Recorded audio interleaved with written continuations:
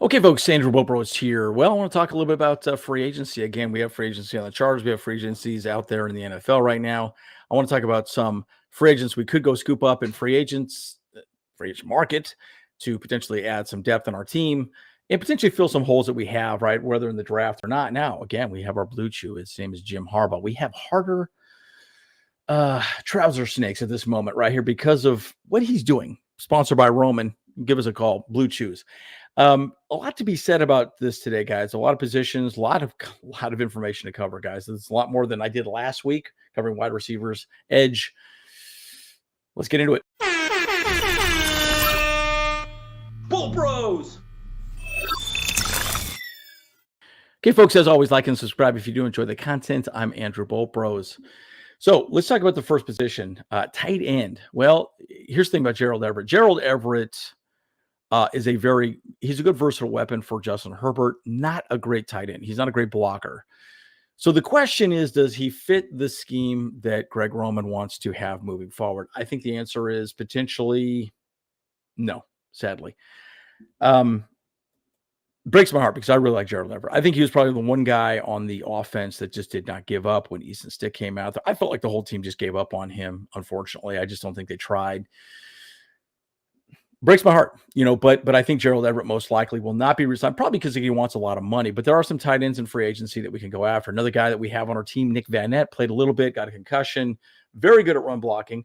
I think there's a higher probability we re-sign him just for cheap because we could sign him for cheap. Why not? Let's bring him back. He's a little older, but you could sign him for probably $1.5 million a year. Pretty inexpensive. We'll see what happens. Again, guys, at the end of the day, he doesn't do great in preseason. Maybe we put him out there. He doesn't block well. It doesn't work in the system well. Then, okay, we just let him go. Move forward, right? So, he's a good depth piece guy. We'll see what plays out with that. I like him for cheap, but I don't know that he's really going to be the guy moving forward. Again, you understand the fact that we are going to be very run heavy. Well, fan favorite, Hunter Henry. Hunter Henry, is set to be a free agent. We'll see if he actually does hit the free agent market. But, Hunter Henry is going to be available. Now, the argument goes back and forth. Not a great blocker, more of an offensive weapon. So I'm not a huge fan of – I would almost be more inclined to sign Everett than to go out and get Hunter Henry. I know it's probably an unpopular thought, but a lot to be said about that. What do you guys think? Now, another guy that keeps coming up on my radar is this guy Troutman. Now, the thing about Troutman is you can get him probably very cheap. He's really more of a blocking tight end than anything else, right? Again, if we're running the ball, we're running power, as like say God's play, you're going to see a guy like Troutman be very needed moving forward. So we'll see how that plays out. I'm not a huge fan of he's not done much offensively, but I think there's two types of tight ends. One is blocking tight ends and offensive tight ends, right? Hunter Henry and Gerald Everett. And, well, actually, I'll even say this next guy right here, Mike Gesicki, are offensive tight ends, right? They're not great at the run game, okay? They're just not. But think of them like a wide receiver, right? And that's what they are. So there's a lot to be said about that. And you might say to myself, hey, Andrew, what about Brock Bowers in the draft? Brock Bowers is a pretty small guy. Right. He's some people say he's great at run blocking. He's good at run blocking in college. I think you're going to deal with some other guys like your Khalil Max and your Max Crosby.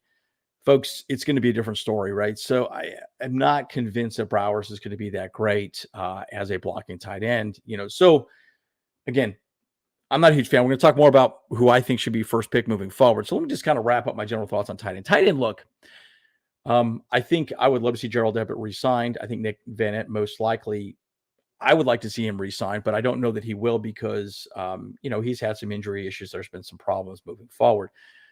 But again, the tight end position for the Chargers needs to be a very good blocker first.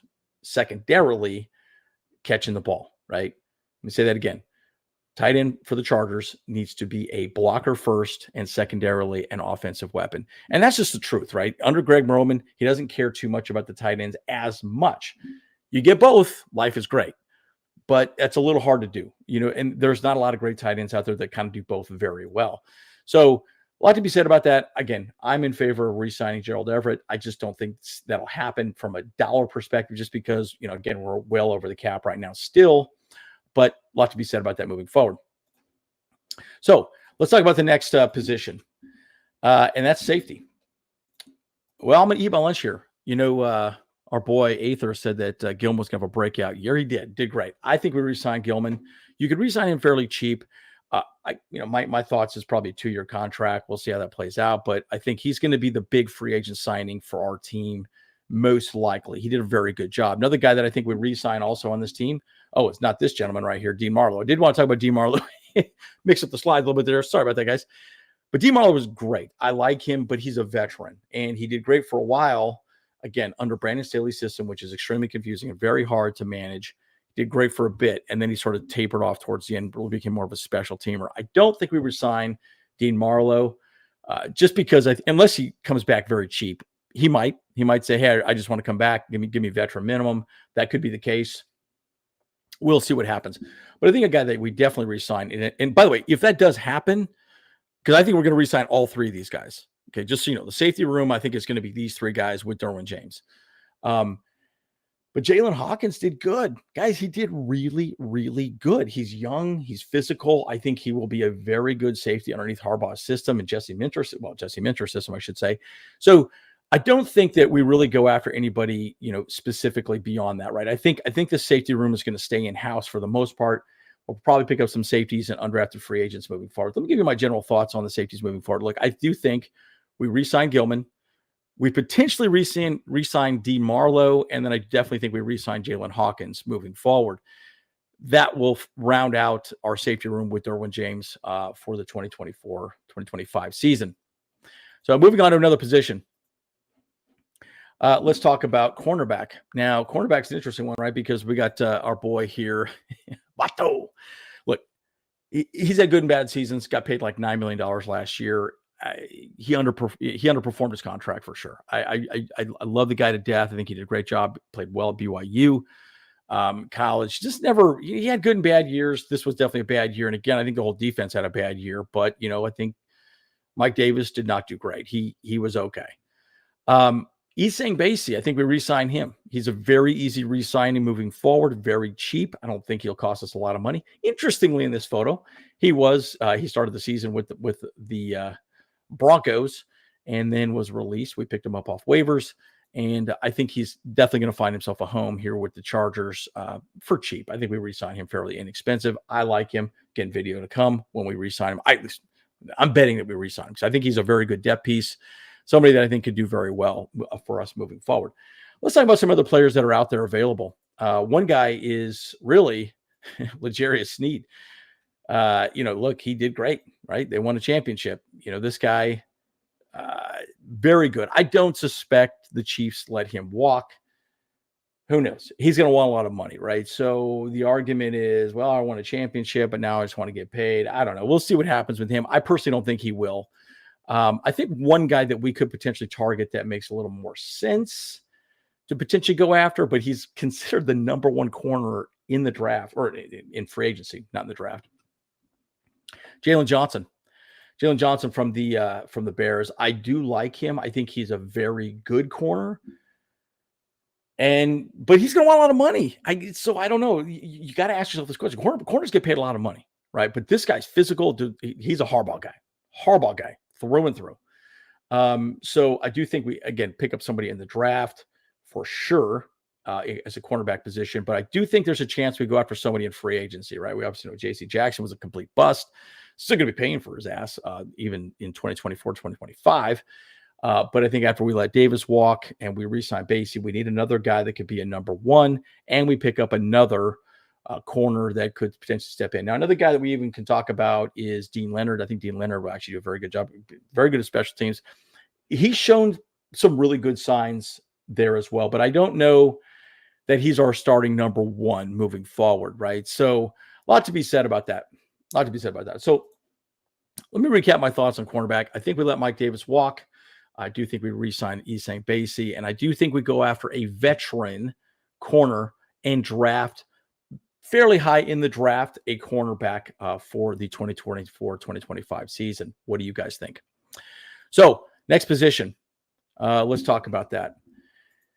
Let's talk about center. Now, let me just talk about Will Clapp. Look, Will Clapp was okay. I don't think Will Clapp really. I think Hymas played better than Will Clapp by a long shot. I really do.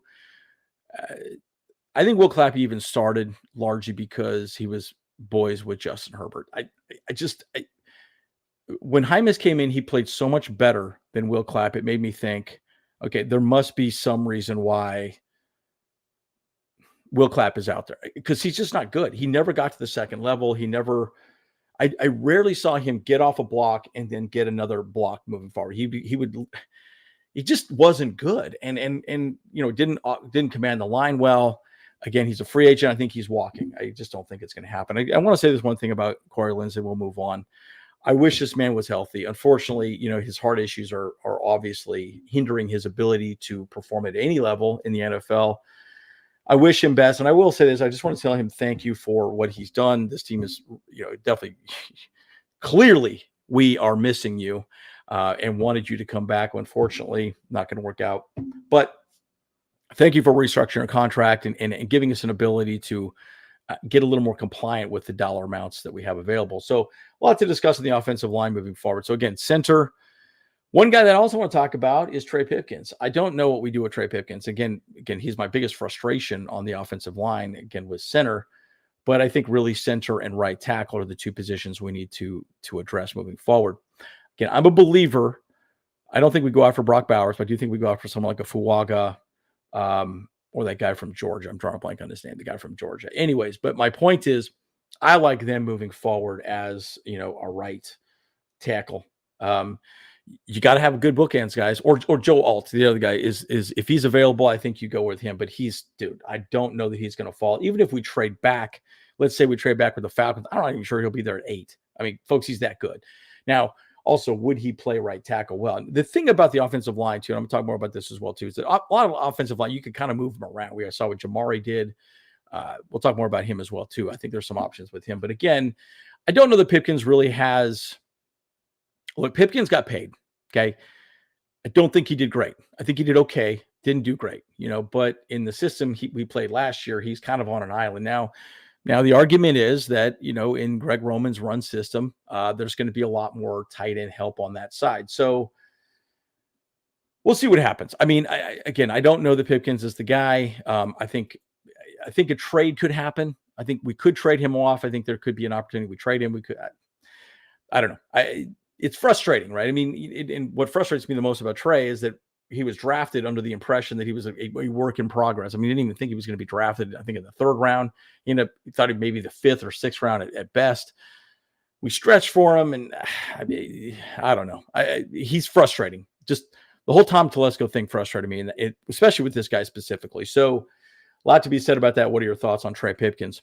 Do we trade him? Do we try to trade him? I mean, I don't know. What do you think we do here? Cameron Tom, center. Now, Cameron Tom, look, there's not much to evaluate with this guy, but we never saw him on the field. We don't even know how good he is or what he does at all. I mean, I kind of wish we had seen him a little bit, but I do think he walks, unless there's something that he shows, this team, I just don't see him getting re-signed. Again, he's a veteran. It probably costs a lot more money. I do think we do address the center in the draft also. But I do think there's a chance we go after somebody in free agents. I'm going to talk more about that as well. And there's even people on our team that could even potentially take center position moving forward. Now, another one that I want to talk about is Illuminor, right? Illuminor, man, this guy, I don't see it, but a lot of people keep talking about him being the guy. Now, here's the thing, guys, the Ravens drafted him in 2017.